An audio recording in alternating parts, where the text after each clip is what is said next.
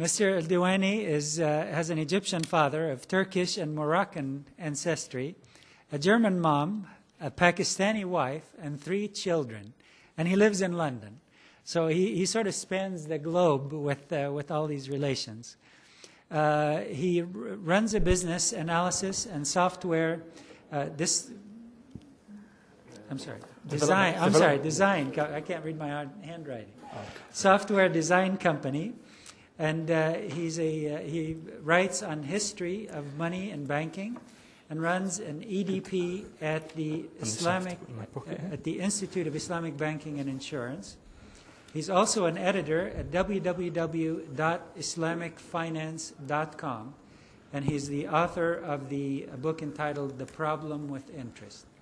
Without further ado, Mr. Tariq Al-Diwani. Bismillah ar-Rahman ar-Rahim. Assalamu alaikum, brothers and sisters. Thank you, Mike, for that introduction. Thank you, Yahya, for having the courage to ask me back again after last year. I've got 20 minutes, right? Yes, please. Okay.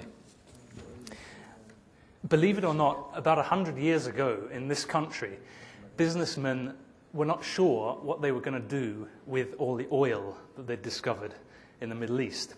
And John Rockefeller was one of those businessmen. And he had a very good idea for developing various markets for oil. And one of them was the area of medicine. And so what he did was that he went to the various medical teaching hospitals and institutions in America, and he offered them free money. He offered them grants so that they could set up research laboratories and produce oil-based medicine, where they had, in fact, in the past been relying on homeopathy, plant-based medicine. And of course, the institutions were very happy to take the money. At the same time, Rockefeller went to the various state legislatures in America, and he lobbied them that they should make it a requirement that to be a dispensing chemist in their state, that the chemist should have a diploma from one of his universities. This was a very clever strategy. With it, he killed homeopathy in America and replaced it with oil-based medicine. And the theories that the students learnt and the theories that the practitioners came to practice were infected with commerciality. Bit up. They were infected with commerciality because they were driven by a commercial requirement. In the field of economics today, especially in monetary economics, exactly the same thing has happened, but it's 1,000 times worse. If you turn on the television and listen to an economist talking about money, you'll be listening many times to an economist who's employed by a bank, or by a central bank, or by a financial institution. He's telling you a story that he believes, no doubt many of them are sincere, but they have been selected by the financial establishment to tell you a story which is suitable to their commercial practice. I want to tell you a different story, very quickly, but one which I think picks out some key elements of the way that money has developed and why gold has been taken out of our monetary system and why perhaps we should think of putting it back in. And when I say gold, I'm using perhaps a metaphor not just for gold but for silver, for many commodities, many assets. For thousands of years of our history in this world, we have been using physical assets of intrinsic value as money. Perhaps long ago people would have used gold and silver. Perhaps they would have used a table to buy a sheep. Perhaps they would have used a cow to buy an axe. But they were dealing in intrinsic value. They were using intrinsic money, and in the sense that I use this word intrinsic, I mean something that has value irrespective of the force of law, that people value it because of what it is. They are not using token value in these exchanges. An axe, a cow, a sheep, a piece of gold has value because people want it. That is very different to the sort of token money which we're using today, money which is a symbol of value. But if the force of law disappears, if there's a revolution, we can look back through history and see how many pieces of paper money have held their value. And the answer is none of them, once the system of law disappears and is replaced by another. We have a concept to explain the use of a particular item as money. In Islam, you will read the literature and find thamaniya, moneyness. It's the characteristic of being used as money. And various things at various times have had that characteristic. Sometimes it has been salt, dates, bones. But most often in the history of mankind, it has been gold and silver. This is something that mankind reverts to when he has the freedom to choose. In Islam, for many hundreds of years, gold and silver was regarded as money. Between 70 and 80 years after the Hijrah, the first indigenous dirhams and dinars were being minted in the Islamic Caliphate. And they began to have an approximately standardized weight. And weight is what gave them their value. It was the weight of silver, the weight of gold that you traded, not the number of coins of silver, not the number of coins of gold, but the weight of the metal in it, because that was the intrinsic value. And so we had dirhams at around 3 grams and dinars at around 4¼ grams of gold. And the state acted as an authentication mechanism, so that you knew when you got a coin, it had the stamp that it was reasonably pure, reasonably accurate weight. Many writers, Ibn Khaldun is one of them, regarded the purpose of the creation of gold and silver as having been because gold and silver were to be used as money. God created these two things as a measure for value and capital accumulations. They are what people desire by nature. And hundreds of years were to go by, and people were still saying the same thing. The German historical school, Wilhelm Roscher, who wrote essentially the same thing. Money, a definition of it is, if you want to have a false definition, it is something that makes it more or less than a commodity. And he was reacting to a fashion, a new fashion of the time, which was to introduce token value, value based on bits of paper, which were not of intrinsic value.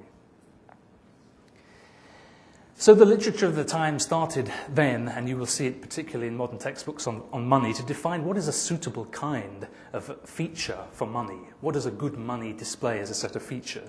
And you can see these are the standard features. Money should be durable. Apples rot. They're not good as money. They're not durable. Homogeneous. Money should have the same characteristic from unit to unit. Diamonds are different. Everyone has a different quality, a different sparkle. So it's not good for using as money. So money should be divisible, scarce.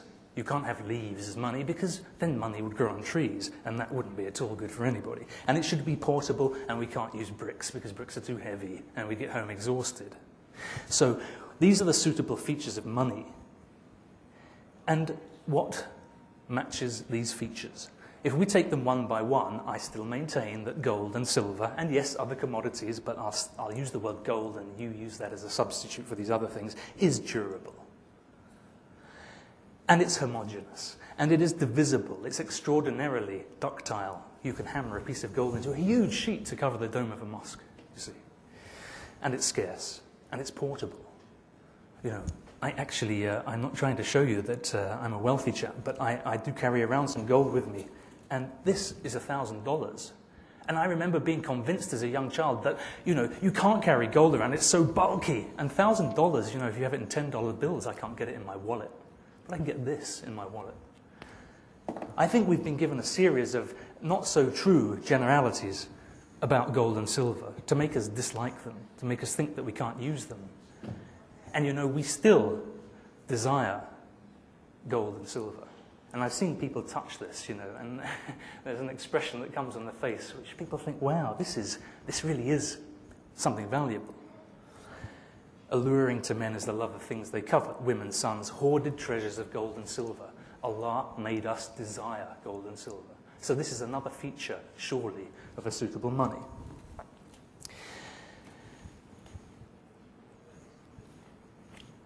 Then we come to some of the more economic aspects, which we can measure and start to give some quantitative feel to this subject. I think that this is an extremely important chart, because it shows that gold holds its purchasing power much better than any unit of paper money has ever done. On average, looking at sterling, going over a long period of time here, over almost 100 years, every year a pound sterling is losing 4% of its value against the basket. Gold, on the other hand, is increasing slightly its purchasing power. This is why when you ask the scholars about the hadith where the Prophet ﷺ gave a dinar to one of the companions to buy a sheep, he could buy a sheep with that. In fact, he bought 2. And today, in England, if you take 1 dinar in weight of gold, it converts to the price of exactly 2 sheep. Now that's 1,400 years of purchasing power. So we have homogeneity, durability, portability. We have a store of value and we have a desire. Why are we not using gold as money? Let's have a look at some of the arguments. We need an elastic money supply. This first argument I saw in the 1844 Bank Charter Act in the debate in the House of Lords in London, because the bankers had promoted the need for an elastic money supply. We must have more money to cope with the needs of trade, and if trade goes down, then we can have less money. But you know, gold, it's such an inflexible thing. If we need more money, maybe we won't find more gold, so that'll stop us doing trade and business. That was their argument. Here's another one. The resource cost of using gold is too high. Why are we digging the earth for gold when we could be building houses? Stop wasting our resources. Put our people to use. Make them build houses.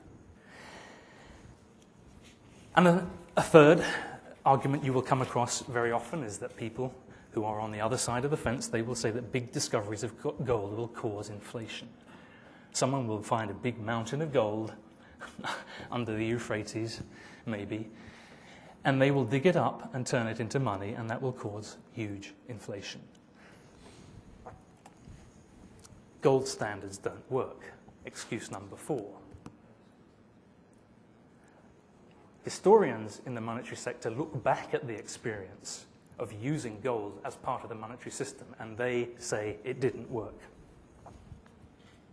So those are some of the common arguments. Might you tell me when I've got 2 minutes left, huh?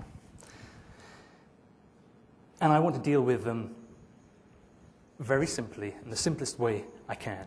You know, this is the first thing we have to understand. Gold and an interest-based monetary system do not mix. You lend 1 ounce of gold at 5% in the year 600 of the Common Era, and today, if you wanted to repay that loan, look how much you'd have to repay. You cannot repay it, because your repayment amount would be heavier than the earth itself. Gold and interest do not mix. You cannot look at a gold standard and say it didn't work when you have interest competing with it. I'm going to come back to that, but I want to make that generalization. Then if we look at the discoveries of gold argument and you look at the long-run figures, you actually see that the production of paper token money by the banking system is far greater than the average production of gold on an annual basis, by something like 5%. So although they will frighten you with the idea that sudden massive discoveries of gold will destabilize the monetary system, actually, if you want to make this kind of criticism, then you can say that massive discoveries of paper money will destabilize the monetary system. And we have an elastic money supply because the bankers won the day. They didn't win the war, they won the day. If an elastic money supply is good for us, and if we have an elastic money supply, then I ask a simple question. Why do we have a constant shortage of money? We do have a shortage of money. A quick recap on last year. You remember I explained last year how paper money came into existence. The early goldsmith bankers set up a shop. They took deposits of gold coins. They gave out a paper receipt. The chap walked around with his paper receipt. The banker encouraged him not to come back to get his gold coins and spend them. No, he encouraged him to spend the paper receipt with another trader, and that trader could come to the goldsmith and get the coins. But he didn't. He'd go to another trader and another trader. And this paper receipt for gold became used as money. And once the bankers had achieved this, what did they do? They turned to society and they set themselves up as lenders of money. And when society came to borrow money, the banker didn't lend gold coins. He printed more receipts and lent them. And that is what banks still do. They create money out of nothing and lend it to society at interest. Look what that means from the accounting perspective. We started with 100 of gold coins in the circulation of the economy, and now the first bank opens up business. It creates 400 of paper money, and it lends it at 30% for 1 year. Notice that money is the balance sheet counterpart to debt. if we don't have any debt, we don't have any money. Okay, so after 1 year, $520 is repayable on this 1 year loan. What is the problem? The problem is that there's only 500 of money in existence. So we can't repay 520. Where does the other 20 come from? It has to be borrowed mainly. And I say mainly because the government is a producer of money in the modern economy, although to a very small extent. And this is the extent I'm showing here, the amount of money in brown created by the government. That's the analogue of gold coins in the modern society. And the grey is the amount of paper money produced by the banks, although, of course, they don't produce paper money anymore. They're producing electronic balances. But basically, this grey amount is being rented out at interest every year. Society is paying interest in order just to have money.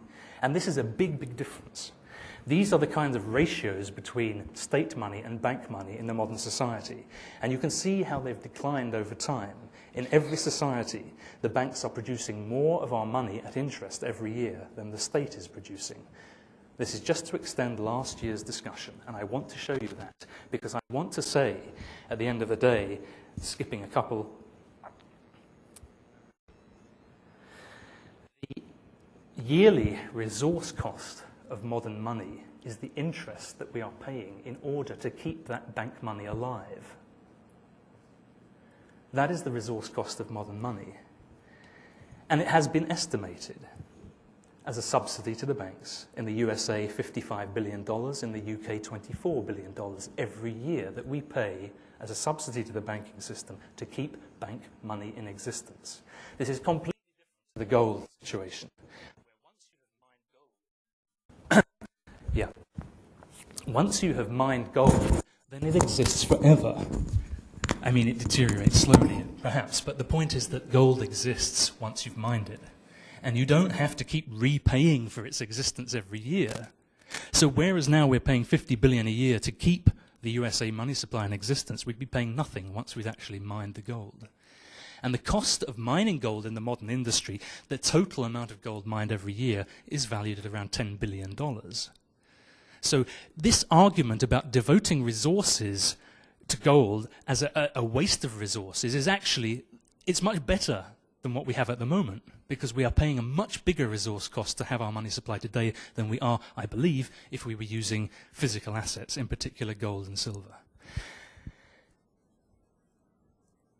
And when I put this slide in here, I asked, what is the resource cost of security?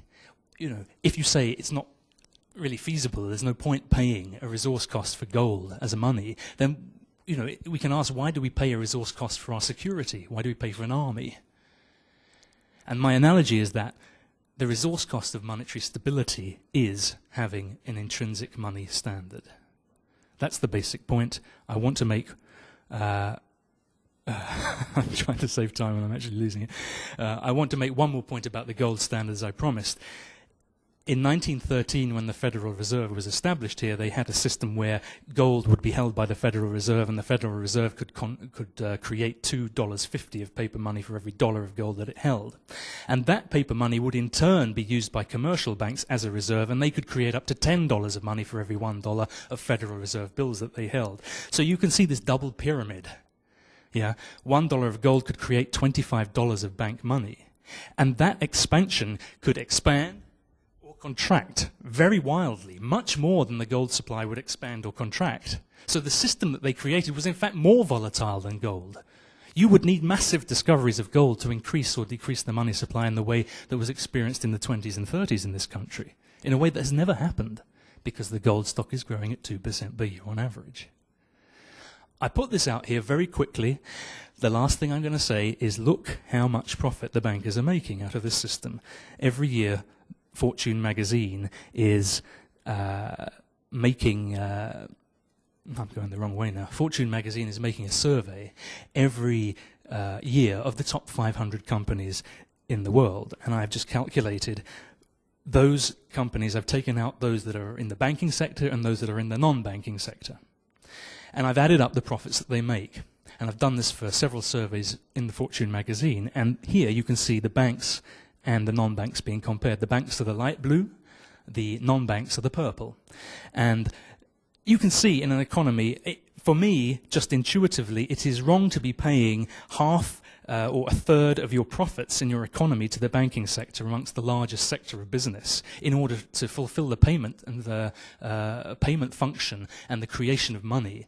You know, we are paying a big price for that if we look at these profit figures. They're not representative of the whole economy, but there is a lot of turnover in the economy here that we're looking at. Yeah, the top 500 global companies account for a lot of turnover. That's 98, financial year 98. This is financial year 2000. Now in the UK, the banking sector is making more profit than everybody else combined in those 500. In the UK in 2001, look what the banks are making. They're making $23 billion profit and everybody else is losing money. Something is wrong here. This is not right.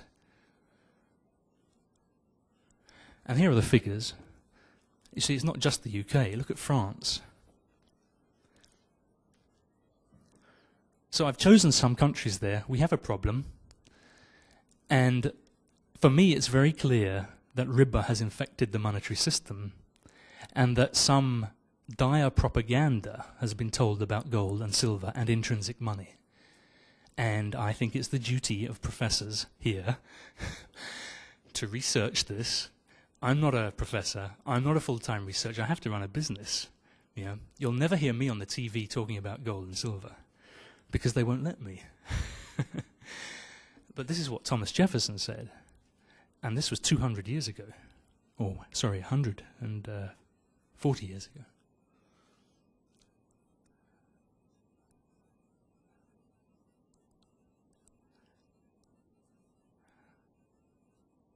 That's some prediction. I think I'll stop there because I know we're short on time. Okay. Next, we'll have Dr. Yahya Abdul Rahman will be making his presentation. I'm actually humbled to introduce this gentleman whom is known to all of you rather than I am. But one of the things is he is the founder of American finance house LARIBA and the author of the book, The LARIBA Bank. Bismillah ar-Rahman ar-Rahim. And I'd like to go fast on this presentation. The biggest confusion in what we've been advocating, which is riba-free banking and finance, has been this percentage sign. Some people call it interest rate, and then some people take it and change the name and call it profit, and some people call it this and that. But in my view, if you want to fix the problem, you have to go to another system, which was the original system used in the international monetary system, which I studied a little bit in my MBA program. And I wanted to share with you some thoughts quickly, again fruitful thoughts for professors to study. And we have one professor here, Mahmoud Al-Gama. And where is the second? There was another professor here. Professor, he's fast asleep. Professor Rafat Abdul Karim, I think, right? And we have Professor Javal Badawi, also 3 professors. And we hope that they will take interest, note of this, and study it. I studied international monetary system at the University of Texas when I was doing my MA program. And I really was very interested in it, and I wrote a lot of papers. And at that time, in 1976, it was the time to change over from the gold standard to the monetary standard. It was a very interesting experience for me. But let's proceed. Next slide. Oh, I should move that. This is an abbreviated presentation which I presented somewhere else in the world in a think tank situation. And I called it Towards Building a Stable Future and a riba-free, faith-based finance and banking system. And I'm very happy to share with you some of the ideas. Again, not as conclusive, but as thought-provoking that will instigate some research ideas. First of all, we talk about currency devaluation. I was in Hong Kong in 1997-98 to attend the International Monetary Fund when we had the Asian crisis. And here is the result of the Asian crisis. On February 16, 1998, the currency was at a certain amount. In June 30th, 98, Indonesia's currency was down 75%, Malaysia down 36%, Thailand 48%, Philippines 36%, and the list goes on. Taiwan actually was 15%, but it declined quite further. And this is a sample of some of the Middle Eastern countries who happen to be Muslim countries. I started doing business in Turkey in 1993. I used to exchange $1 for 18,000 Turkish liras. When we went back for business in the end of 2002, that was 1.8 million liras for $1. And actually it reached 2 million liras for a $, which means the value of the currency went down by over 98%. And this is really part of the story because the rich and the affluent, the generals and the leaders, they all operate in foreign currency, in dollars. Who gets the short end of the stick? It is the poor farmers and the workers who only know the Turkish lira. I was in Turkey, and a friend of mine was building a plant, and he was telling me, you don't believe this, but we have to give our workers food and vitamins because they do not have the money to buy food and vitamins. This is a very resourceful country that some of you, I went with some of you to visit, and it's just a shame for this to happen. And the list goes on and on. At the time, the Egyptian pound was 4.6. Today, it's 6.7, 6.5, and also went down about 40%. And this is a very big problem, and it's caused by a number of mechanisms, and that's simply the printing of money. What's the result? Reduced value of the salary, the savings, the pensions, and the price of goods and services. It raised the value of short-term debt, usually dominated in US dollars, because these countries go out and borrow in US dollars, and then, of course, they have to pay in local currency, and then they exchange it into dollars, which brings a tremendous penalty on the economy. Reduced the credit ratings of the country, and because of that, when they go out and borrow again, they borrow at a very high interest rate, and reduce the economic activity, and it increases unemployment and poverty in the country. Every African country, those who come from Kenya, they can attest to that, or Taiwan. And then the second thing is the freezing of assets. And I don't need to tell you more about the freezing of assets. And then the money printing. Most of the developing countries, actually the United States has printed money quite a bit. They introduced politically independent central banks. They induced them to print money because the decision in the central banks are not independent like many of the developed countries, and they just go ahead and print money. And the debt accumulation without the due democratic process. After 5 or 6 years, the government will stand up and tell the public, well, sorry, I forgot to tell you, we borrowed $20 billion and we have to pay for it. And I'm just trying to dramatize it a little bit. And then without due process, without democratic process, without asking people, should we go and borrow or should you go out and sacrifice a little bit more? And then the leakage outside the economy. And of course, the leakage outside the economy is a very well-known problem. I was born in Egypt, and I just come back from Egypt. One bank lent 70% of its total liabilities, which represents about 10 times its capital, to 5 people. One of them borrowed $5 billion US, and there is not a single one of these dollars are in Egypt today. They are all in French banks. The man was put in jail, escaped, went to France. The prime minister went, got him back in jail, escaped again, and nobody can get him. And I'm just saying about Egypt because I don't want anybody from any other country to feel sad, but believe me, I don't want to name the countries. Every single country, tremendous corruption is going on. And then, of course, interruption of trade with trading partners. If you're producing rice then how are you going to pay for it? How are you going to pay for the trades or oil and so on and so forth? What is fiat money? Fiat money is money that is, according to Webster's definition, made legal by a decree of the government. Paper money was first used by the Chinese, beginning in the Tang Dynasty, 618-907. And during the Ming Dynasty, they used different types of money.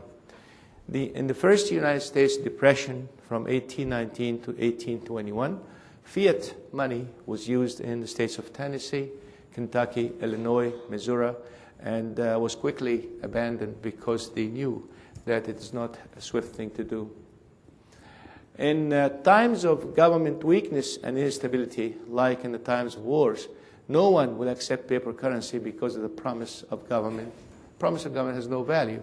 Of course, we all remember the pictures of big carts of Deutsche Mark during the Hitler era to go out and buy a loaf of bread. So nobody will take that.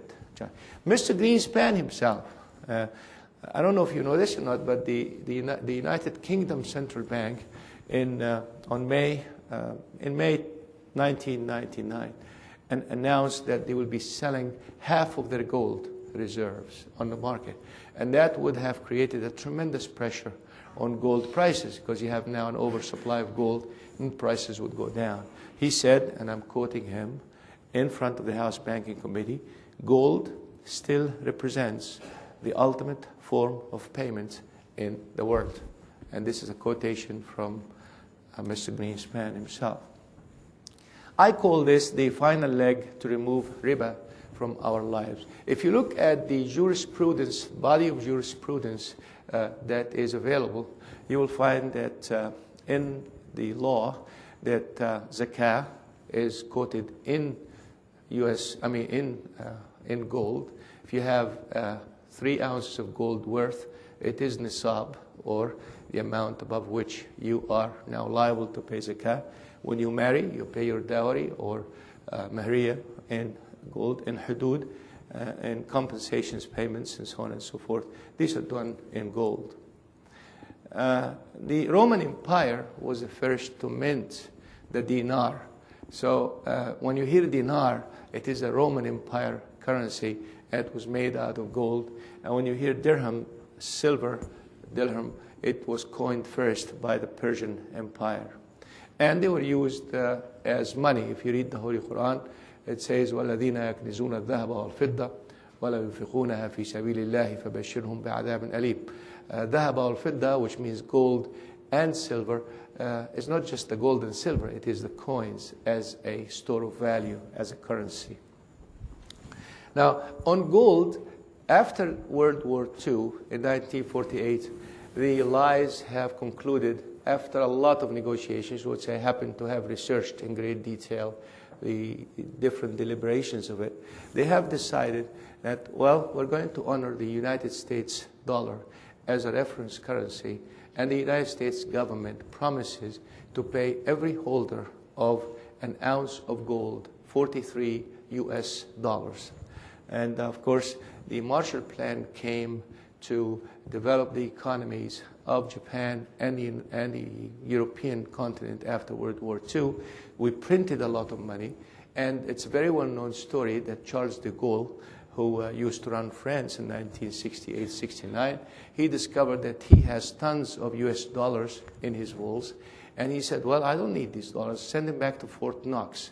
And as a matter of fact, he was afraid that half the gold reserves at Fort Knox were transported with C-130 airplanes to the London Metal Exchange. The second floor of the London Metal Exchange actually collapsed because of the weight of the gold in it. And of course, at that time, Mr. Nixon realized the weight of the problem, and he closed down the gold window, what we used to call the gold. What's a gold window? It is this relationship between a US dollar and the gold. Every ounce of gold is equal to $43 US. Of course, the dollar started going up to first 100, 126, and then it went as high as 800 and some dollars during the Islamic Revolution in Iran. Just going quickly, I give you a background. So the dirham and the dinar actually were started during the time of Sayyidina Umar ibn al-Khattab, the second Khalifa. And the dinar is 22 karat gold and equivalent to 4.3 grams of gold. And the silver and the relationship was also defined. The first Muslim coin were struck by Uthman ibn Affan because the Umar ibn al-Khattab coin was a Roman coin on which you have a stamp, Bismillah ar-Rahman ar-Rahim, and so on.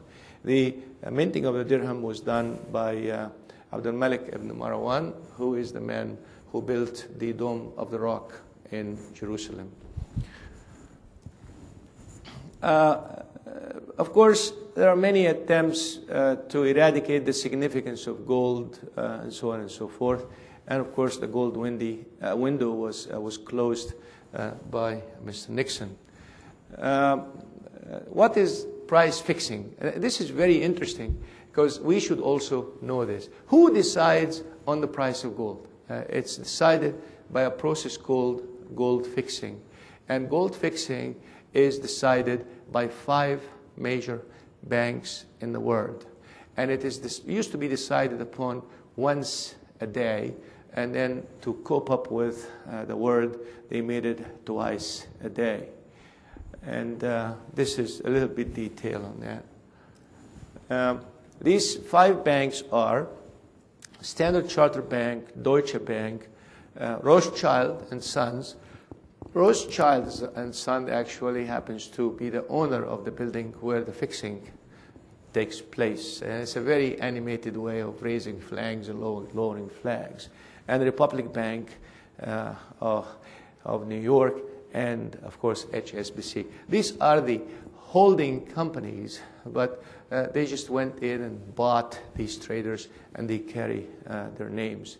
And you look at the supply and demand, and the price fixing takes 15. And literally it is price fixing because it's not a supply-demand situation. It's just a few people fixing the price for the rest of the world. It takes 15 minutes. In 1975, during the Islamic Revolution, the afternoon fixing lasted over an hour and 39 minutes because it was a true supply and demand search situation. 15 minutes thing is just price fixing. This is a very interesting study that I want to get Mahmoud's interest going to explain to us all the ramifications of it. This is gold prices. And if this can extend, I want to share with you. I did a lot of work. My PhD thesis was on modeling of different curves and statistical analysis and things like this. But this is gold. And you see, this is a very interesting band where gold price is kept constant. You know how it's kept constant? Through a number of mechanisms. Let me share with you. One of the investment banks, I happen to know who they are. They go to the central bank and they say, you have all of this gold sitting down in your walls doing nothing. Can I borrow it at 1.5%? Say, okay, we'll give it to you at 1.5%. This is all on paper. They take it, put it on paper, and then they sell it. And when they sell it, there is, of course, oversupply of gold in the market. What happens to the gold price? It goes down. And what do they do with the cash? They invest it in instruments. They make 4% of it. So they pocket the spread between 1.5% and 4%. That's the first income. After 3 months, gold prices are down. They buy it again at a lower price, right?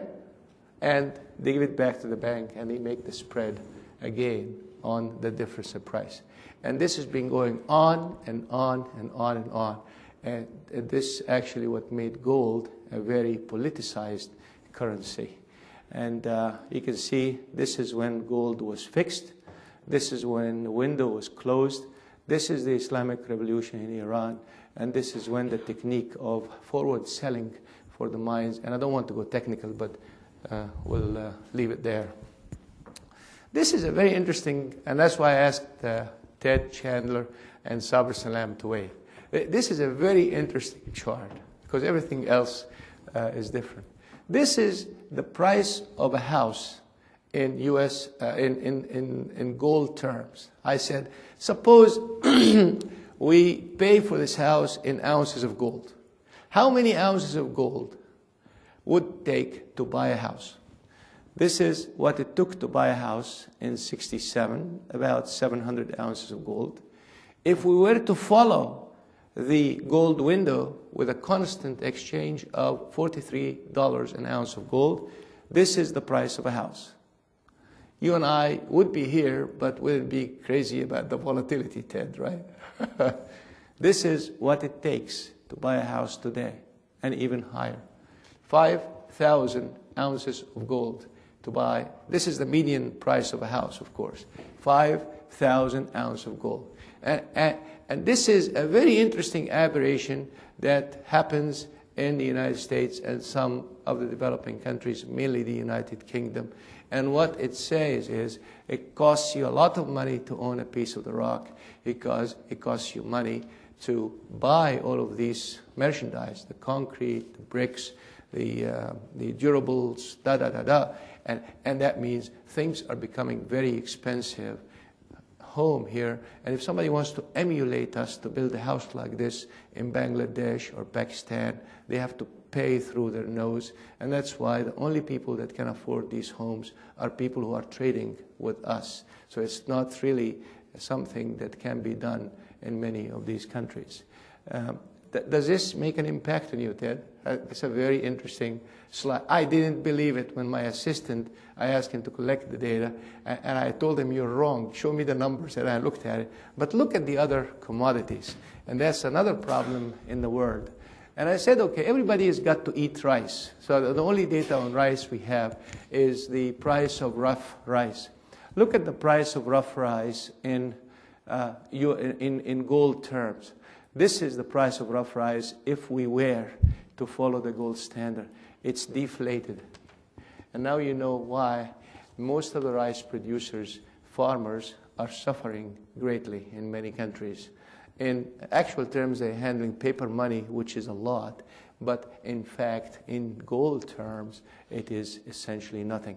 And look at how much it is stabilized. These are all traders' aberrations, these people who are doing commodity trading, and that's the reason for that volatility. And then I said, also we'll have to eat meat, live cattle.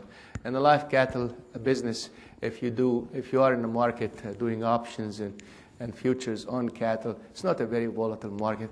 People in Kentucky Fried Chicken and the like, they are aware of these things. But here, you see how stable this thing is. And again, if you were a farmer raising cattle, you really are not doing very well, be it in Texas or Colorado or wherever in the country you are. And that's why people don't do ranching anymore. They want to leave ranching and go out to the cities and enjoy life. And then gold versus crude oil, and I came from the crude oil business.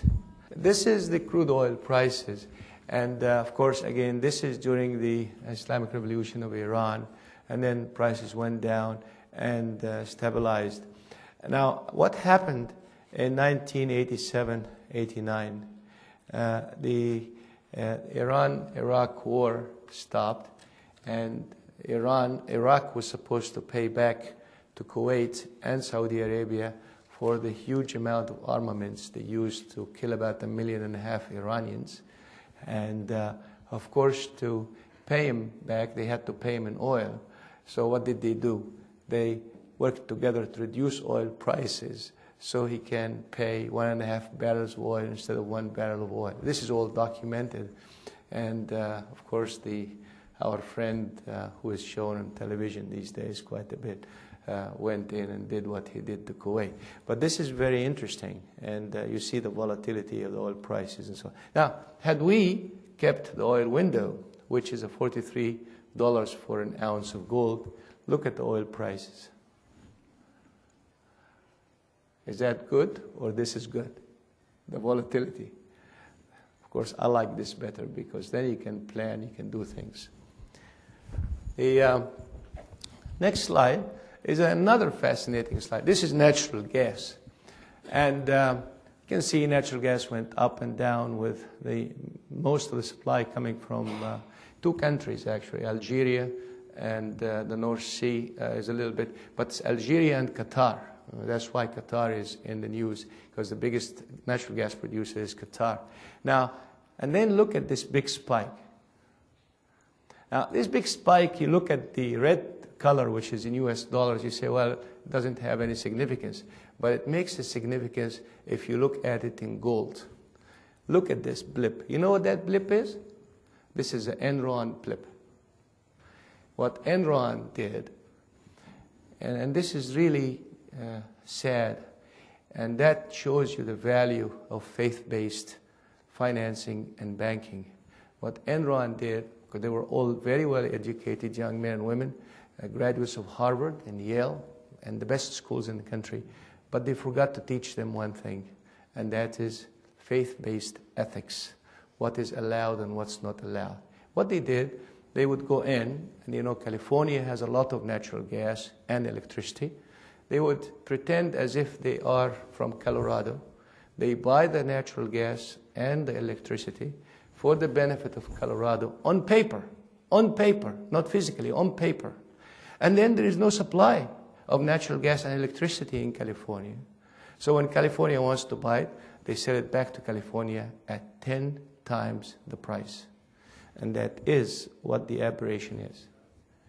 And if you call this finance, it's nothing but highway robbery, and it should be stopped as soon as possible. There are some research items. I'm going to spare you that, and I'm going to leave this to Mahmoud. By the way, all of these papers and presentation will be on our website. You can do it. We need to understand the history of the monometallic and bimetallic and cismetallic, symmetallic, and commodity reserve currency systems. We need to know the effect of the vast gold discovery in Canada and South Africa, the argument that Tariq was trying to respond to. The problem of inadequate international reserves, again, we need to study that in great detail, not just a rebuttal, a soundbite rebuttal. We need to do it. We need to know the effect of differentials in interest rates on the stability of the system, the advantages of going gold over floating and adjustable peg. And I wrote papers on this subject back in '76, actually. And what happens if gold is effectively monetized? And what happens if you have a gold bubble? And we need to look at these research projects. I wish I have the courtesy of going and working in the university. I would be doing a lot of this research. We need to simulate the past intercurrency trades, gold and dollars. We need to develop a computer like the war games on the computer, you know, that's used by the Pentagon and so on, and have two trading groups who try to compete with each other and see what the outcome will be if it is currency and it is gold. This is just dreaming, the Mahmoud. Develop scenarios and develop ways and strategies to disengage thinking in hard currency. And by God's grace, we hope it will be done. Thank you very much.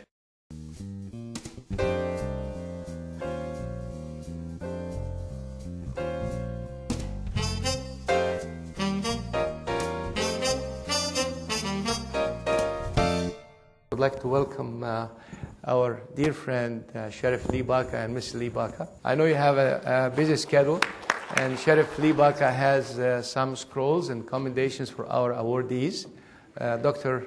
Jamal Badawi and Dr. Rafat Abdul Karim. I'm delighted to be here. I think this is my third or fourth annual visit, and 5 now. Thank you. I am very happy to be here. I think that the idea that all of us can benefit from how we see finances and how we see commodities in the world are really important forms of education. And as you can see here, it's the 10th annual convention, and I'd like to say that Dr. Jamal Badawi, he's a professor of St. Mary's University in Halifax, Nova Scotia, Canada, and this certificate is in recognition of your efforts as a cross-appointed faculty member in the Department of Religious Science and Management for pioneering the concept of shared housing financing, which has been the accepted standard model of financing in North America for over 20 years. The men and women of the Los Angeles County Sheriff's Department join me in congratulating you on this momentous occasion. Congratulations.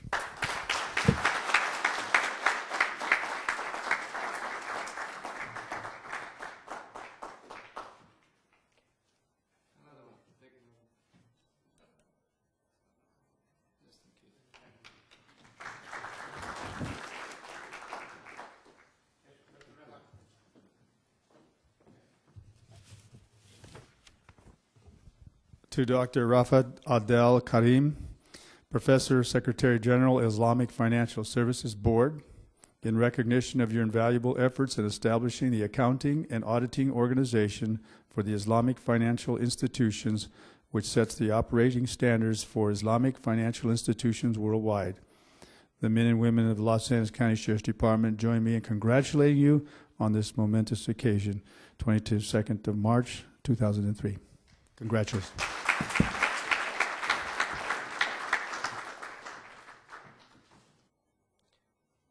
Well, this has always been a fine occasion for me. I believe this is at least the third or fourth time that I've been in attendance, and I've been so impressed with the worldwide work of the Islamic banking, the way in which they have gone throughout the world and made such an impact in following not only good financial practices, but their religious practices.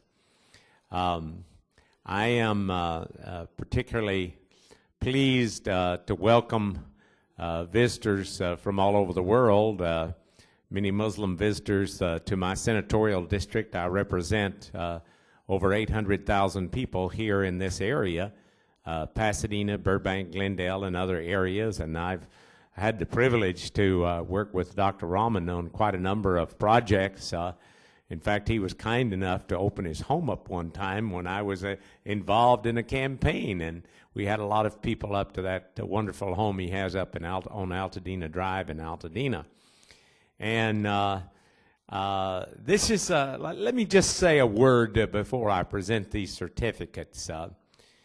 I understand that in this time of international crisis, that there can well be some natural apprehension on the part of our wonderful Muslim citizens and friends. But know that there are those of us who stand with you, who recognize that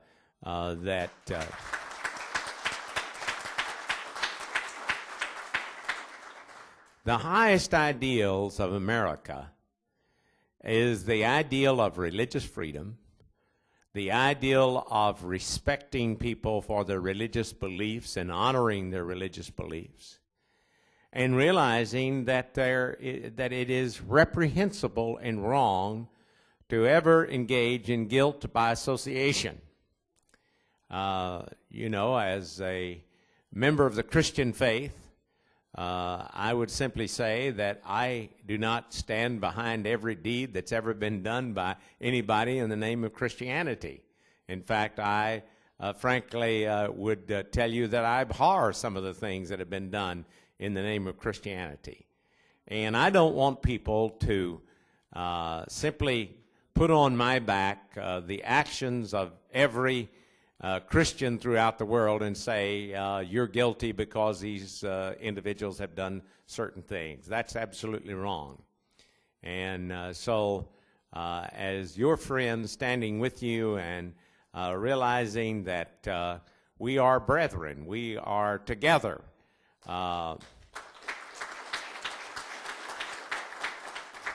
And I have said this without hesitation in my own public statements. I happen to be a person who is deeply dedicated to peace.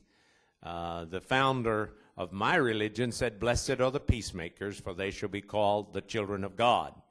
And I'm sure the founder of your religion, as I've read the writings of Muhammad, had commitment to peace as well. And so I'm glad to be here. I'm always glad that this organization comes to Pasadena.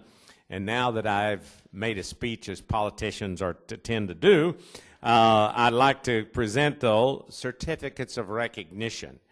First, Dr. Jamal Badawi, and Professor, Department of Religious Studies, Professor of Department of Management at St. Mary's University in Nova Scotia, Canada.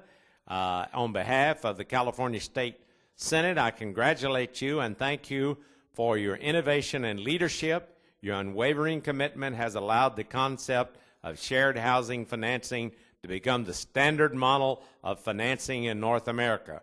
Best wishes for continued success.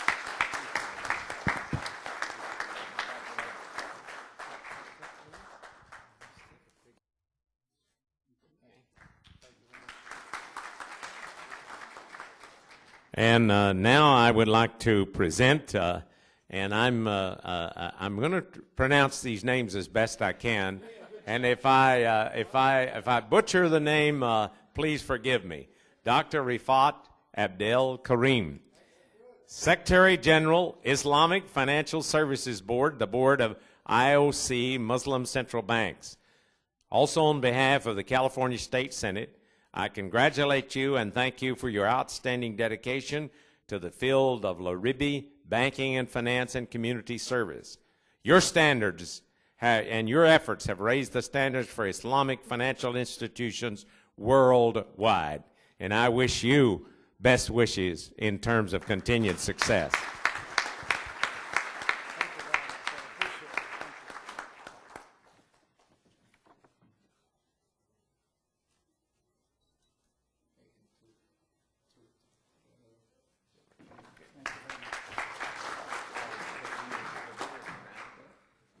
I'm very honored on behalf of Councilman Dennis Zine to present this certificate of recognition to Dr. Jamal Badawi, professor of St. Mary's University in Halifax, on receiving the LARIBA Award in the Practitioners Division.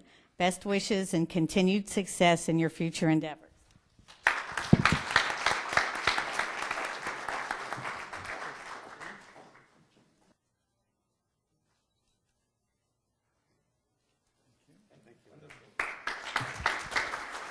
And for Dr.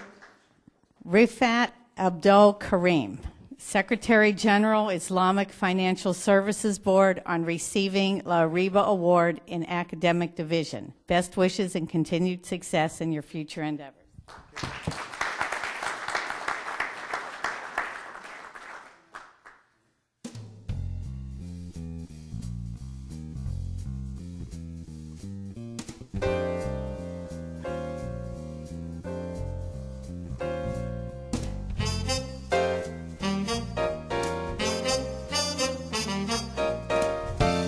Thank you all very much for coming tonight to the 10th Annual LARIBA Awards Program. We'll be beginning, inshallah, with a few comments, welcome comments from Dr. Yahya Abdul Rahman that will follow the recitation of the Quran. أعوذ بالله من الشيطان الرجيم بسم الله الرحمن الرحيم يا أيها الناس إنا خلقناكم من ذكر وأنثى وجعلناكم شعوبا وقبائل لتعارفوا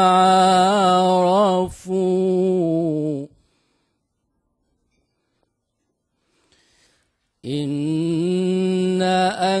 أكرمكم عند الله أتقاكم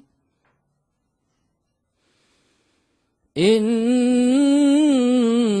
الله عليم خبير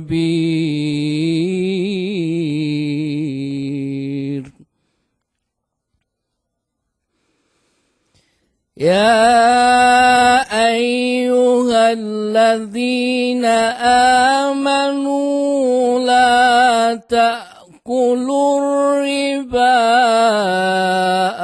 أضعافا مضاعفة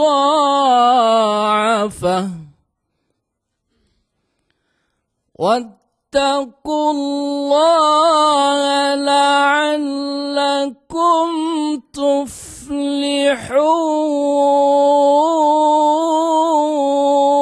تفلحون يا أيها الذين آمنوا اتقوا الله وذروا ما بقي من الربا إن كنتم مؤمنين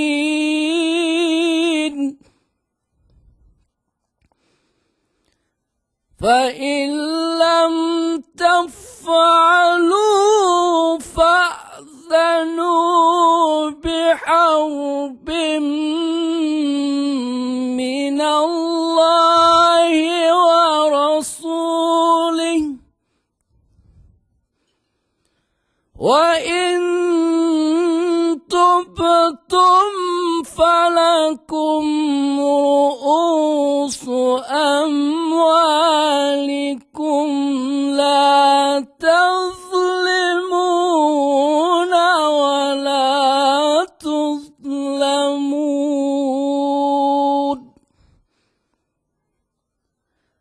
إن الذين آمنوا وعملوا الصالحات وأقاموا الصلاة وآتوا الزكاة لهم أجرهم عند ربهم ولا خوف عليهم إن الذين آمنوا وعملوا الصالحات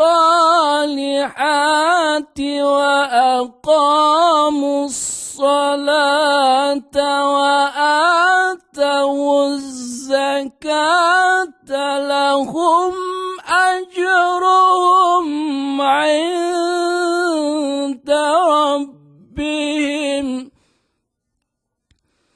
لهم أجرهم عند ربهم ولا خوف عليهم ولا هم يحزنون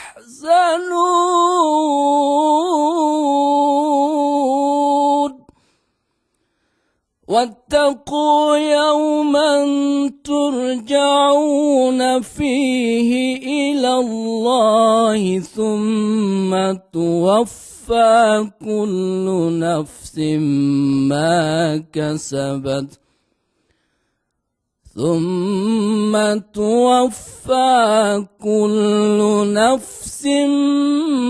ما كسبت وهم لا يظلمون ولله ما في السماوات وما في الأرض يغفر لمن يشاء ويعذب من يشاء والله غفور رحيم يا أيها الذين آمنوا اصبروا وصابروا ورابطوا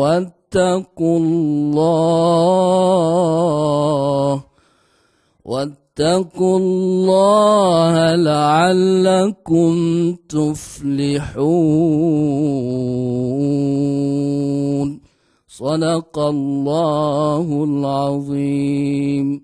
الفاتحة.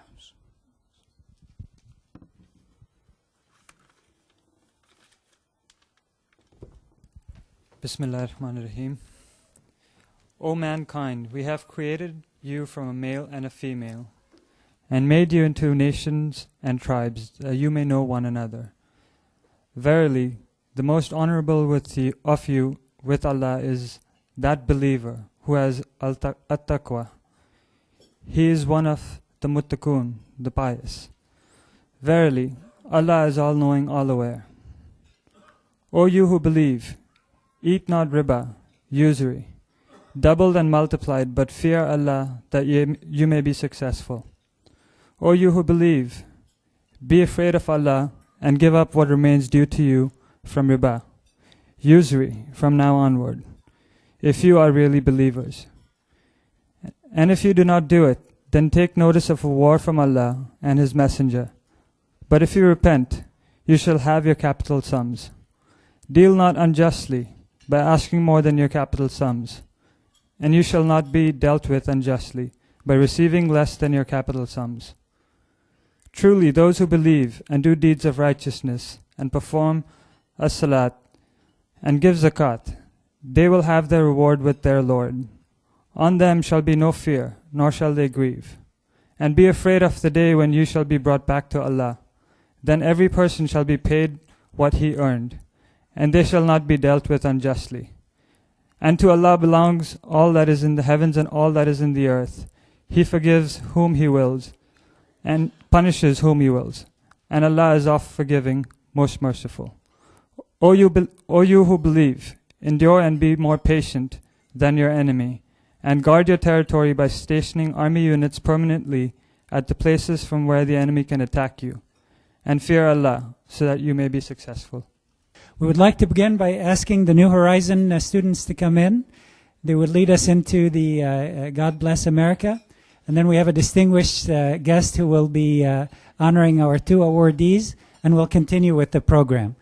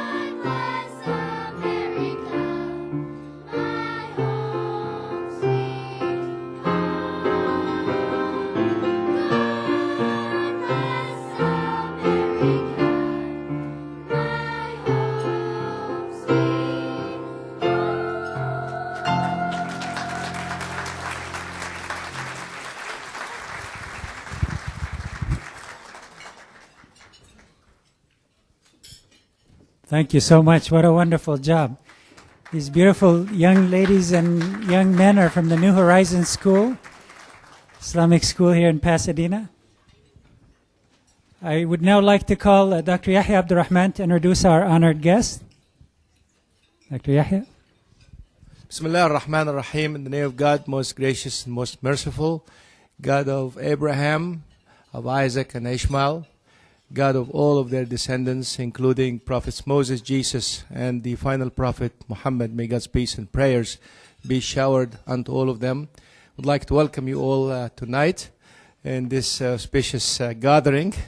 And I'd like to introduce a very, very dear friend of the community. Never have we asked him to come to honor any of our guests or honorees, and he said no. Even in the most busy schedules he has, he's got to run to a Chinese dinner tonight, and I really appreciate his coming. He and his wife, and this is Supervisor Mike Antonovich, Supervisor LA County.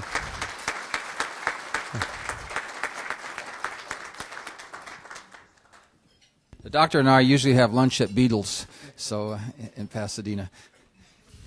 On behalf of the Board of Supervisors, it's a pleasure to be with you once again and to attend your programs. We have signed by each of the supervisors a proclamation that we want to give to two of your honorees this evening. One who has left the cold to come to the sunshine, and it was very sunny today, typical Los Angeles County. So Dr. Badawi, we would like to give you this proclamation for being the Practitioner Division American Finance House Recipient of the Year.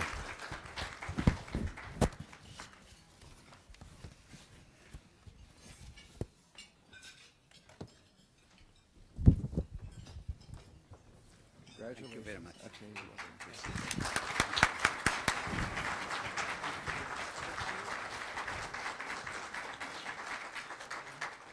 And now we have one for Dr. Abdel Kareen, who is the Academic Division American Finance House Recipient of the Year.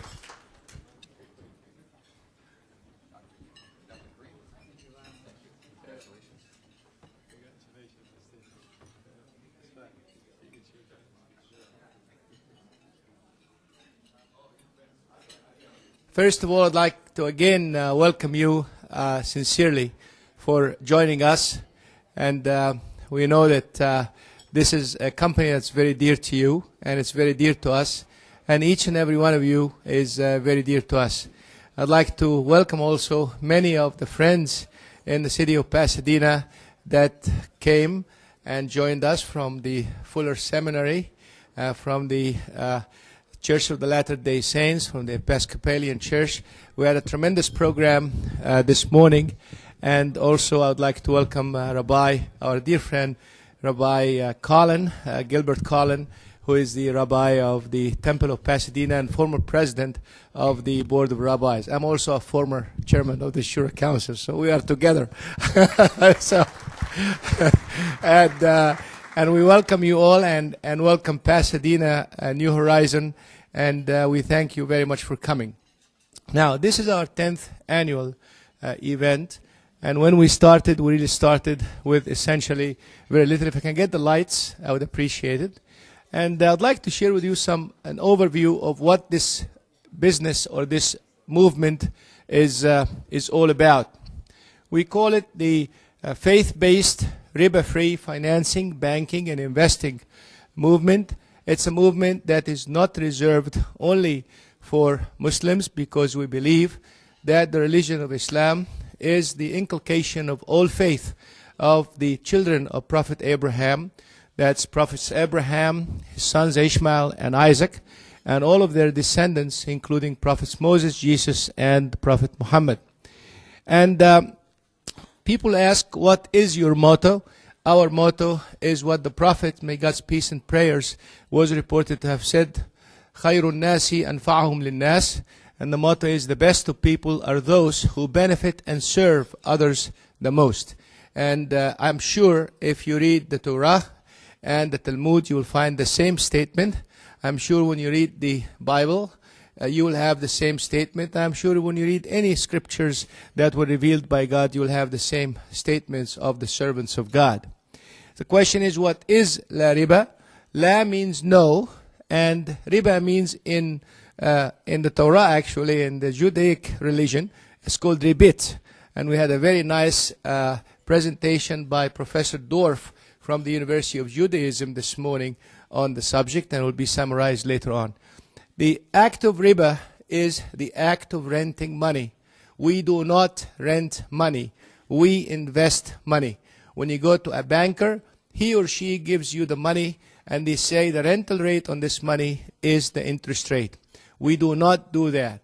We ask you what you will invest the money in in a house. So before we do that, we go and survey the market value of the rent of this house actually on the market. The client does that and we do that.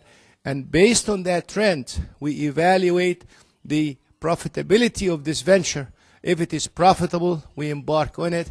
If it doesn't make sense, like the homes in Silicon Valley, we do not invest it. In other words, you may actually have a very good income, you may have a very good credit report, you may have a very good appraiser who appraised your house properly, but yet we can say, sorry, we cannot do it because the rate of return on investment based on the lease value of this house on the market only gives you 1 or 2%, while our investors are expecting 4, 5, or 6%. And this is the whole idea of ribit or riba. And then what is it in today's lingo? It is a socially responsible movement in ethical banking. It's asset-based financing. In other words, when you come to a LARIBA banker and tell him or her, I would like to get money, the first question they will ask you is, what will you use this money for? And that has to be asset-based. And a commodity or a tangible asset and or service must change hands. And we invest in specific areas. And it is concerned with community, honest to goodness community development. And in the Holy Quran, I like to translate the verse which says, وَالَّذِينَ يَكْنِزُونَ الذَّهَبَ وَالْفِضَّةَ وَلَا يُنْفِقُونَهَا فِي سَبِيلِ اللَّهِ, to mean that those who amass gold and silver coins and currency and don't invest it back in the community, then God will be very disappointed in their activities. And the riba has been prohibited by all Abrahamic faith in Judaism, and these are the references about the prohibition of riba. You can see that on our website, www.lariba.com. And by the way, the papers that were presented today will be, inshallah, soon on our website in the passages of Exodus, rabbinical teachings, in the Talmud, in Moses Maimonides, who is Ibn Maymun, the medical doctor of Salahuddin. Rabbi tells me Salahuddin, right? So, and these are all actually writings on the subject. These are all the references about not renting money in the Bible, and also the references in the Holy Quran. Another manifestation that the people of the Jewish faith and the Christian faith and the Muslim faith are not supposed to be fighting with each other. They're supposed to put their hands together to serve Almighty God, to bring peace, wisdom, and prosperity to the communities, and drive away those who do not want God in our lives. What is our operational philosophy? We are very conservative. My father used to tell me, Yahya, if you sip soup and you burn your lips, you should always blow, even if you eat yogurt. So I blow in the yogurt, and all of our staff blow in the yogurt. They're very, very conservative. We're very, you didn't get it yet, right? Now you got it. And very conservative. Investments in investment are a trust. Capital preservation is our prime goal and objective. We are close to zero tolerance for risk and losses and unprofessional services. Failure and bad experience, of course, remains in the memories for 3 to 4 generations to come, and this is something that's always in the back of our minds. The operations are run by experienced bankers. Operating policies, we finance socially responsible projects. We do not finance operations which have alcohol-related activities and unethical activities or activities that are not fair to their employees and subjects. We are innovative. We innovate and offer products and services that are competitive with those offered by conventional riba banks. We pay competitive returns with those paid by riba banks. Our return has been consistently over the conventional riba bank, at least 2%. Actually, we are much more nowadays. We have a return of 7 to 7.5% for investors, and the shareholders get a little bit higher. We have enough cash flow available to meet unexpected liquidity demand. Not a single person who invested with us for the last 16 years who came to us and said, I'd like to get my money and we said, sorry, we don't have it. They get their money, regardless how much it is, plus the profit on that money, and we thank God for it. What are our lines of businesses? We are in home financing, and we are the first company in the history of the world that offers riba-free financing of homes. That has been approved by both of the largest companies in mortgage business in the world, Freddie Mac and Fannie Mae. I'd like to introduce Sabr Salam, last year's LARIBA award winner. Sabr, stand up, from Freddie Mac, Vice President of Freddie Mac. And we believe that this has popularized our concept in the United States and soon, inshallah, in other parts of the world. We do auto financing, we do small business financing, medical clinics, and trade financing. These are our acknowledgments, and we thank God for it. We don't have a public relations officer to help us for this except the Almighty God. We have been on ABC News worldwide in 1999, on Malaysian TV, they love us very much, 99, 2000, and 2001, and National Public Radio, 2000 and 2002. And the National Public Radio, I appeared on a talk show, and many of the people who did not know about the concept of the non-Muslim faith, they called in and said, wow, I'd like to know about this. And we're very, very thankful to Almighty God for that. We also appeared on Voice of America, the Asian service, in 2001. In the newspapers, this is an abbreviated list. There are much more. In the Los Angeles Times, they actually have been writing about us every year from 1999 to 2003.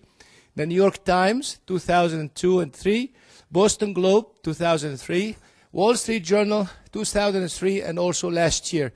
They just had an article on us about 2 weeks ago, and we thank God for that. Washington Post, Chicago Tribune, Dallas Morning News, Detroit Free Press, Houston Chronicle, and the Straits Times in Malaysia. And we ask all people of all faith and backgrounds to join the movement of American Finance House, and we promise you, by God's grace and your support, it will be done. Now the important part of the function, and that is the recognition of our two awardees. And I'd like to tell you the idea. The idea is to recognize men and women who made a significant contribution in the field of riba-free banking. And this year, the Board of Directors has decided on two distinguished members of the community. These are Dr. Rafat Abdul Karim. And Dr. Rafat Abdul Karim is a very distinguished man, and I would like to ask him to please come and sit down here. Now we have a teaching of Prophet Muhammad, may God's peace and prayers be upon him, in which he teaches us, those who do not thank people do not thank God. And in doing so tonight, we are thanking God and worshiping Him for giving us significant people who are serving the community with self-denial. I'd like to start with Professor Dr. Rafat Abdul Karim. I met Rafat, who's a very dear friend of mine. We chat on the phone quite often, make him laugh, and he makes me laugh all the time. And he comes from Sudan. And if you look at the flags here, these flags have a meaning for them. We have two honorees from Saudi Arabia. The second honoree is Sheikh Saleh Kamel, and the honoree of 3 years ago is Dr. Saleh Malaika, who is really an uprising star in the field of riba-free banking. And this is followed by Canada. We had the brother who is in charge of the Muslim Housing Cooperative. His name is Parvez Naseem. And from Pakistan, we got Dr. Khurshid Ahmed. And from Bangladesh and the United States, we had our dear brother Sabr Salam, who won the award for LARIBA 2002. And from India, we had Dr. Nijatullah Siddiqui, who won the first award ever about 10 years ago. And from Malaysia, we had a very dear friend of ours. His name is Tan Sri Noor Yaqub, Muhammad Noor Yaqub. Muhammad Noor Yaqub, when we honored him, he was a business person, economist, central banker. Today, he is the right-hand man of His Excellency, the Prime Minister of Malaysia, and he is also a very good engineer of the monetary policy. Gives you a little idea of the knack of picking people for the award. Significant people who make a difference. And then from the United Kingdom, we had a very distinguished friend and brother who came to us, when was that? Huh? Who's that? Who? Iqbal Ahmed Khan, right? Iqbal Ahmed Khan is a man who works for HSBC, Hong Kong and Shanghai Banking Corporation, today out of Dubai, but before out of England. And tonight we have Dr. Jamal Badawi, who comes from both Canada and Egypt. So this is the first time the Egyptian flag appears. And we had Dr. Sabahuddin Zaim from Turkey. And from Sudan, we have our dear brother, Dr. Rafat Abdul Karim. And I have to admit, I did not know that the Sudanese flag looked like this. And when I was growing up in Egypt, they used to teach me that Egypt and Sudan are inseparable brothers because there is no separation of mountains. They spoke the same language. They drank from the same Nile. And what happened has happened. And we hope one day these things will come back. But I'm very happy I met Dr. Rafat Abdul Karim in Bahrain when he was honored in another occasion. And he is a very unique man because he's an accountant, got a PhD in accounting, and in the same time, he is able to bring people of different ideas, opposing thoughts, in the most difficult situations, and believe me, most difficult situations, and he can make sense out of it. And in a few 5-6 years, he developed something very significant in the Islamic banking industry, and that is AYOFI. AYOFI is the accounting and auditing organization for Islamic financial institutions, and that was headquartered in Bahrain. This organization, and he single-handedly, they were the reason to devise standards for the universal control and auditing of all Islamic banks and financial institutions in the world, so they can have the transparency to stand up as a significant, respectable institution in the world. He also was the man to be called upon by former Secretary of Treasury, Paul O'Neill, when what happened has happened, unfortunately, 9/11, and of course everybody was bad-mouthing Islamic banks as banks that finance terrorism. So Mr. Paul O'Neill, with a large delegation, went to Bahrain to investigate the subject, and the man to stand up and explain to him and show him the numbers was this man. And then he was called back with the IMF and called back with the House and called back with the Department of Treasury, and he explained everything. And I'm very happy to say that today Islamic banking is very highly respected and adored and honored because of the work of this man. Now, because of, give him a hand. Professor Rafat Abdul Karim was recognized by a new organization called the Islamic Financial Services Board, IFSB. The Islamic Financial Services Board is designed after the British Financial Services Board, which does standardize the operations of all the banking institutions and financial institutions in the Muslim countries using Islamic banking concepts. And very happy to tell you that he moved from Bahrain a few weeks back, he and his family, and he lives now in Malaysia. They're building a beautiful building which is going to cost 60 million at least today. I promise when it's done it's going to be 110 million, judging by what happens in these kinds of projects.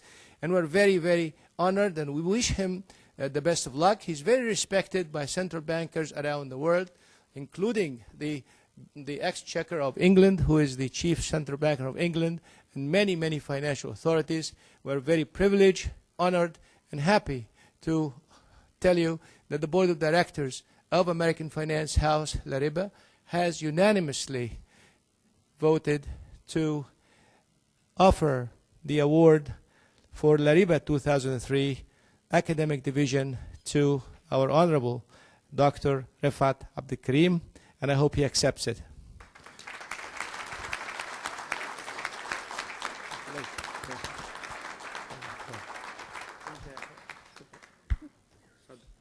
few words, and then we'll get you the award. You have to accept, right? Well, I'd like to express my deep appreciation and thanks to LARIBA for giving me this award. I do accept it, and I am ever thankful for that. Thank you. Thank you very much. Thank you very much. Thank you very much. Thank you very much.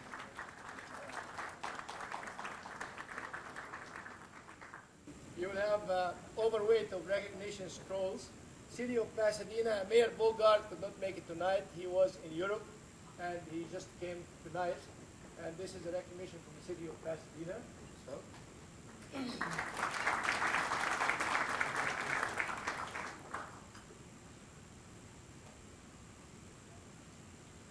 And the recognition from the Assembly, California State Assembly, to Dr. Rafat Abdul Karim.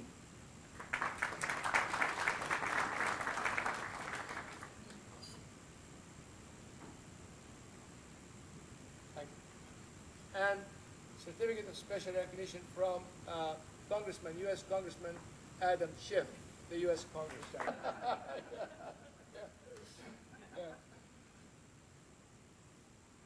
I want to thank him because he arrived Thursday night and he's leaving tonight. So that it meant a lot to us. Back to Malaysia, 21 hours flying time. Now I'm also honored to tell you that the board of directors has voted unanimously to offer the award for the practitioners division to our dear brother, Dr. Jamal Badawi. Dr. Jamal Badawi needs no introduction, but I will attempt to do this. I hope I do justice to what you have done. Now, first time I heard about financing homes using the Islamic way was in the early 70s when I was in Texas. When I heard about Dr. Jamal Badawi from Abdul Hamid Yunus and he was telling me when we lived in Houston that there is something called SHARE that Dr. Jamal has started in Canada. Then we started investigating it, and since that time, it's now history. Everybody knows what happened. We're honored to present you with this award. And Dr. Jamal Badawi is a real founder of the bridges between Muslims and non-Muslims, and founder of the community in the United States and Canada. A prolific writer, a prolific speaker, a very active bridge builder with people of the Christian and the Jewish faith, and also a professor, taught at Stanford for 2 semesters, and he also teaches at Halifax, St. Mary's College in Halifax. He's a management professor and also an expert on faith. His videotapes and tapes are on the internet. Everywhere you go in the Muslim world, in any language, everybody knows who this man is, and we're honored to offer you this award, Professor Jamal Badawi, and I hope you will give us the honor by accepting it. Thank you very much.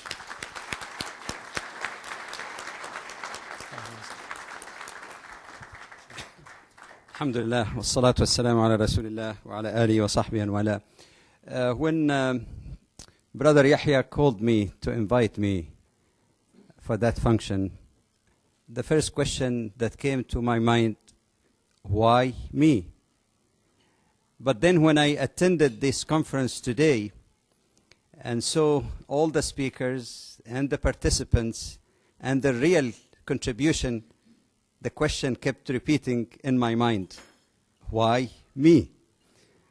But in any case, I'm very humbled and very grateful for this honor to be among my brothers and sisters, and I accept something that I believe I don't deserve and others deserve it much more than me. Thank you.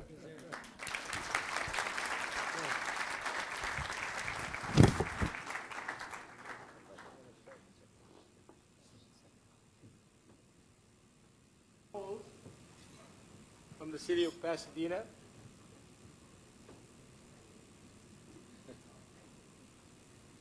And the California State Assembly. and the U.S. Congress. Thank you very much.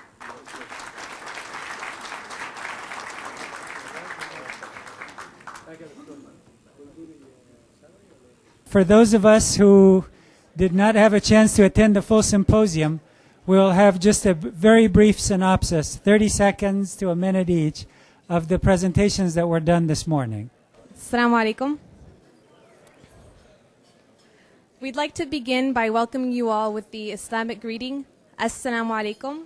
May the peace and blessings of God be upon you. Okay. It's an honor to have you all with us this evening, and we hope that you've been enjoying today's program. My name is Narjis Mashergi, and this is Yasser Mahar, and together we've been taking notes copiously throughout today's lectures, just in hopes of sharing with you a few of the highlights of today's speeches. And as a disclaimer, in no way is this a complete representation of the thoughts and ideas of our esteemed guests, but we hope to just give you at least a glimpse of the thoughts that were shared with us today. So with that, I'll pass it on to Brother Yasser. Assalamu alaikum. Our first speaker was our guest from the Church of Jesus Christ of Latter-day Saints, also known as the Mormon Church, and it was Bishop Bruce McGregor. And what he talked to us about was the role of money in his faith. And the Mormon view on money in his faith is that it is a gift from God. And all of us will be questioned as to how we use this gift that we receive from God. And he said that the first role of this gift from God is to provide for yourself and for your family. And then after you provide for the necessities of your life, with the extra wealth that you have, it is your duty to give it to those who need it. And he talked about the Mormon practice of fasting on the first Sunday of every month for 24 hours. And they actually give that meals that they forsake to those who need them. Our next speaker was Mr. Rushdie Siddiqui. He's director of the Dow Jones Islamic Index. And he discussed the large role of conventional institutions in the Islamic banking movement today. And a lot of investment banking firms and also other conventional institutions such as Freddie Mac and Fannie Mae have taken a large role in the movement because it is a huge business opportunity. And he said that it's a good first step towards the final goal of having our own independent, Sharia-compliant financial institutions. Next, we had 3 founding members of an organization called CLUE, the Clergy and Laity United for Economic Justice, and they discussed the need to build a socially responsible economy. They said that it is upon each and every one of us as individuals to start thinking about how our purchases affect those who produce the products we purchase. One of the examples that they gave was the coffee industry. And what happens in the coffee industry is that between those who grow the coffee and those who consume it, there are 3 or 4 middlemen in between. And these middlemen are the ones who take all the money. Meanwhile, those who grow the coffee receive a substandard living wage. And a simple way to combat this is through something called fair trade coffee, where we purchase the coffee directly from the growers. And what this does is it enables the growers of the coffee to receive wages that they can actually live off of.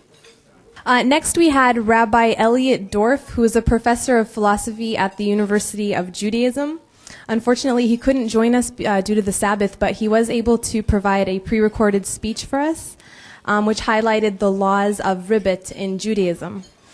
He mentioned that interest in Judaism is considered a form of oppression, and that originally in the Torah, Jews were not supposed to charge interest to other Jews, and then later in the Talmud, these ribat laws extended to non-Jews as well. It was evident from the rabbi's speech that the laws of ribat in Judaism are strikingly similar to those in Islam. Similar to Islam, the Jewish religion teaches that human beings must take care of one another, and part of taking care of one another is being just and not charging ribat to each other in our transactions. Next, we had Mr. David Martins, Senior Vice President of Credit and Collateral Risk Management and Community Investment Programs from the Federal Home Loans Bank of San Francisco. The opening line of his speech was, quote, "We should work together to squash the practice of predatory lending." Impressed by the commitment of faith-based lenders, he is impressed, in building neighborhood stability. The mission of Federal Home Loans Bank is to enable families to have 1, quality housing, 2, to be homeowners, and finally to foster vibrant communities. The most popular program of this bank is the Affordable Housing Program, which has developed over 55,000 housing units for very low to moderately low income families. We were lucky enough to have Professor Muhammad Al-Gamal from Rice University with us today, and he explained the Al-Azhar Fatwa. And for those of you who don't know, Al-Azhar is an Islamic university based in Cairo, Egypt. And in December of 2002, they issued a fatwa, a religious jurisprudence decision, approving a fixed profit distribution between an investor and their agent. And he explained that this was commonly misunderstood by the Muslim community to be a green light to engage in lending at interest rates with conventional banks.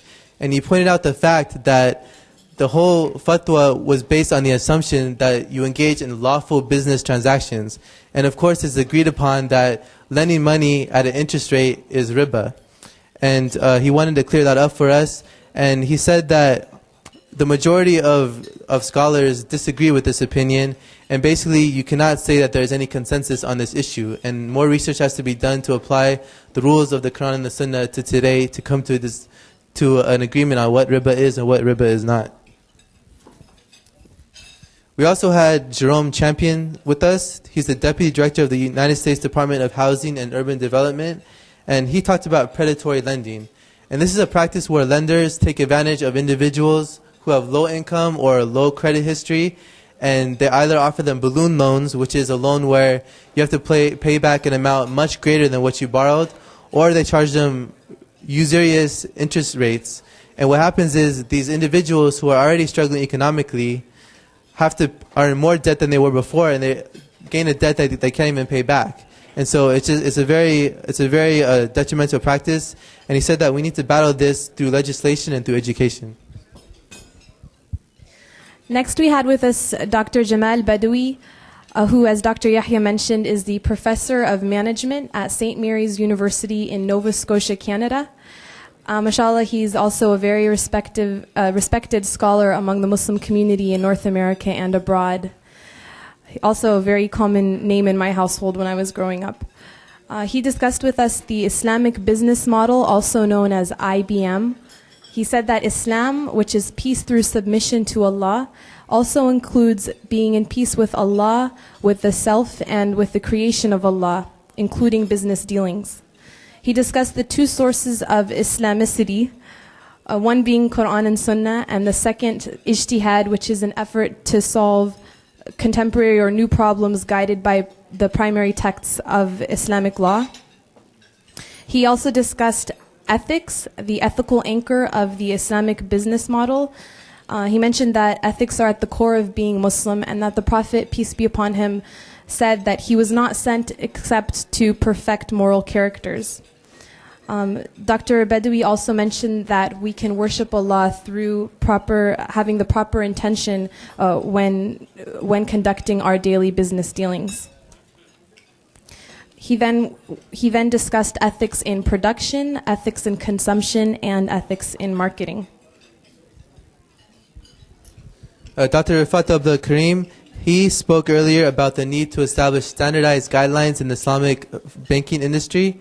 The reason for this is that as of today, in different countries, every institution has different guidelines.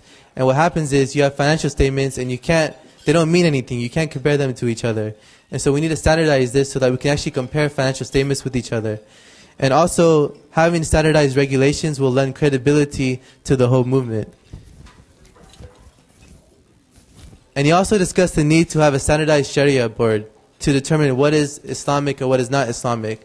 Currently, most Islamic financial institutions have their own Sharia board, and so it's very relative definitions of what is halal and what is not. And he discussed the need to have one set standard of what is Islamic and what is not.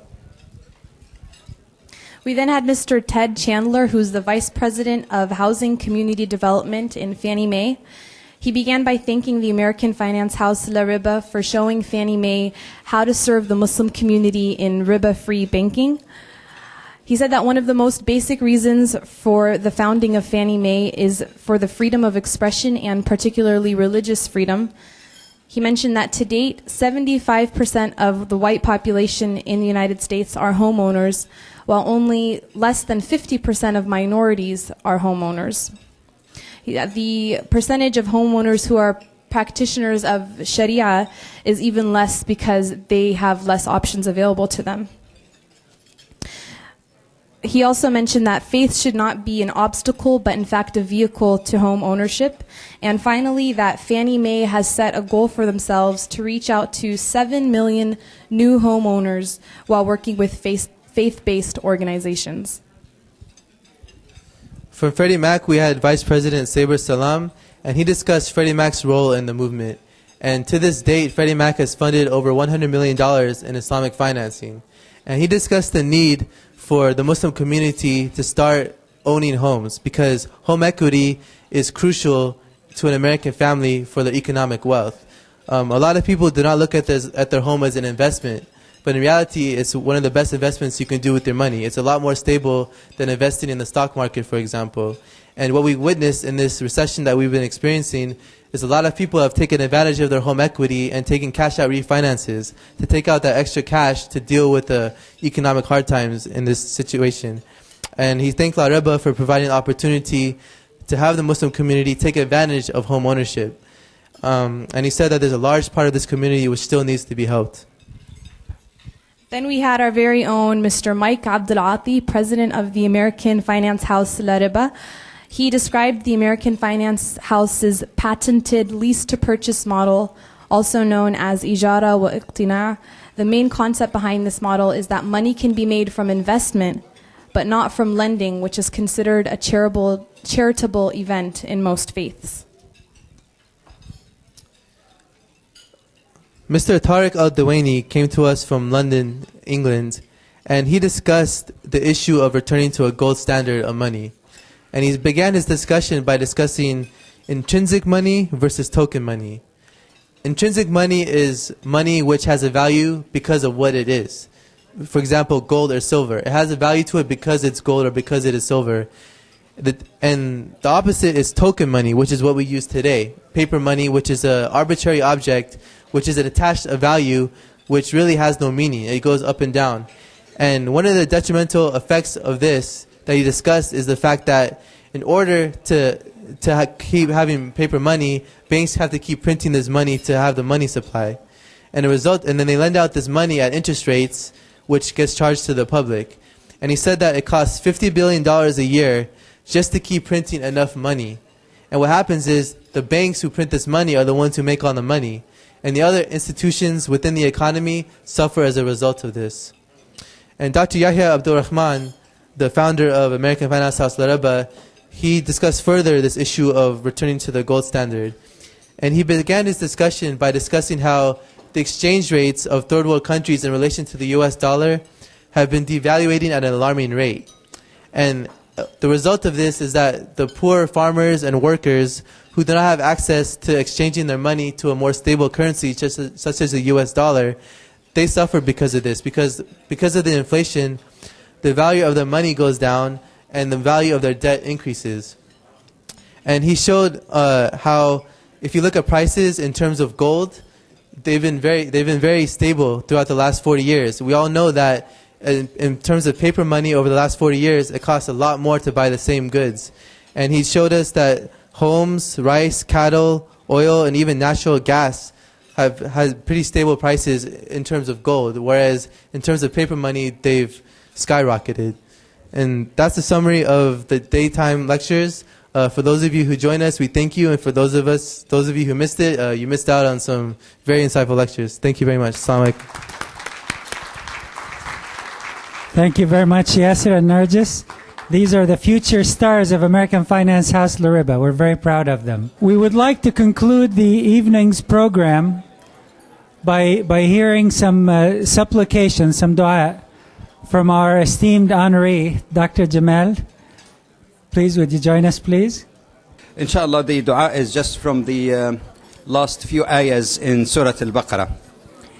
اللهم ربنا لا تؤاخذنا إن نسينا أو أخطأنا ربنا ولا تحمل علينا إسرا كما حملته على الذين من قبلنا ربنا ولا تحملنا ما لا طاقة لنا به واعف عنا واغفر لنا وارحمنا أنت مولانا فانصرنا على القوم الكافرين سبحان ربك رب العزة عما يصفون وسلام على المرسلين والحمد لله رب العالمين وصل اللهم على سيدنا محمد وعلى آله وصحبه أجمعين. O Allah, hold us not responsible or accountable when we forget or make mistakes. O Allah, charge us not with burden more than we can bear. O Allah, do not charge us with burdens as you have done on people before us. Forgive us, overlook our mistakes and sins, and give us victory against those who reject faith. Ameen.